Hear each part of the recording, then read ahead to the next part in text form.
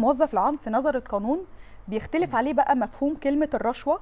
او مثلا دلوقتي انا لو جالي هدية من مثلا من حد بيهديني كهدية، هل الهدية دي لو انا موظف دلوقتي تحسب ان هي رشوة في نظر القانون؟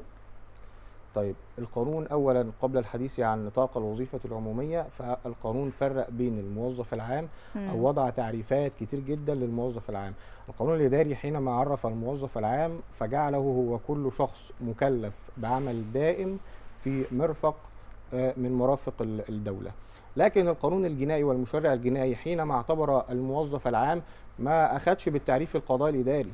بمعنى ايه؟ بمعنى ان انا لو طبقت مفهوم القضاء الاداري في شان الوظيفه العموميه وان الشخص ده موظف عمومي او لا، انا المتهم عندي في جريمه الرشوه مش هيبقى موظف عام وما يبقاش عندي جريمه رشوه.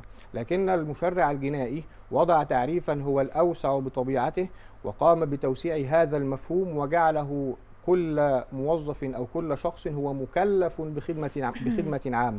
طيب ايه الفرق يعني؟ او ندي مثال عشان نفهم مع يا بعض. ريت يا ريت عشان طيب، المشاهدين معانا. زي ايه؟ زي الجندي العسكري اللي في الجيش، ده مكلف بخدمة عامة.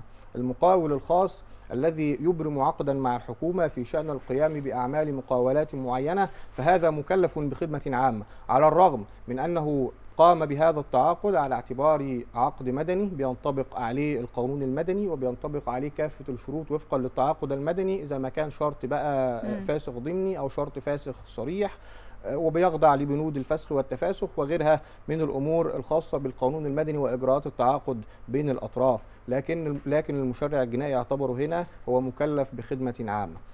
مثال كمان، المترجم الذي يكلف من قبل المحكمة بالترجمة لمتهم أجنبي أو من قبل النيابة العامة بالترجمة لمتهم أجنبي، فهذا الشخص مكلف بخدمة عامة. يعني إيه؟ يعني إحنا لو جبنا المترجم ده وجينا قلنا له ادينا له فلوس وقلنا له أنت مالكش دعوة باللي الراجل هيقوله، إحنا عايزينك تقول 1 2 3 4 لما تتسأل.